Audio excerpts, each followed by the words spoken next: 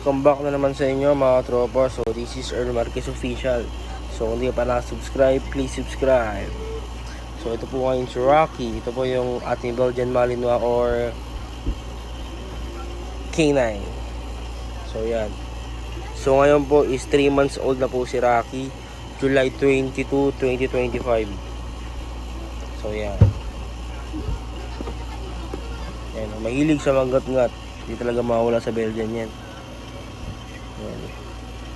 Rocky, stay! Yan. Kung mapansin nyo sa balahibo niya, makintab, check. Tapos, malago, check. Yan. And then, mataba si Rocky. Bombet si Rocky natin na mga tropa. Kasi nga, ang kinakain nito, top breed puppy. And then, may halong raw feed premium beef. Yan. Raw beef, premium beef. Yun po ang halo ng stay. Yun po yung halo. Yun po yung halo ng kanyang food. Yan, so si Rocky. So, ito po is 15 inches. Yan po si Rocky natin. 15 inches po yan si Rocky. Stay. 15 inches. Pwede pang show. Tayo po postura niya. Pang show. Yan si Rocky natin.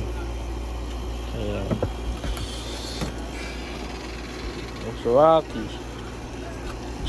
Ano lakas nyo. Ayan. Ang kagandahan dito, ano siya, 2 balls siya. 2 balls. Ayan. Suntuin natin ito. Sunto. Future ganador natin to. Ayan. Soon for stud to si Rocky natin. Kaya ngayon wala pa tayong ibang gagawin kundi pabultuhin yung katawan niya. And then bigyan siya ng mga vitamina. Ayan, pansin nyo sa coat niya, makintab. Siyempre naka salmonella oil yan. Tapos naka LC Vit. Tapos top breed tsaka ano, tsaka raw feed. Raw premium beef yan. Yun yung inaano ng aso natin. Ayan, lahat yan mga tropa boys. So ang gandaan dito yun, oh. Nag-iisang white mark niya, ito lang, oh. Shh! Hey! Nag-iisang white mark niya sa dibdib lang. Kumbaga parang dadaanan lang. Ganun. Ito yung magandang colors niya. Colorway ng Belgian Malinois na gusto natin. Black mask.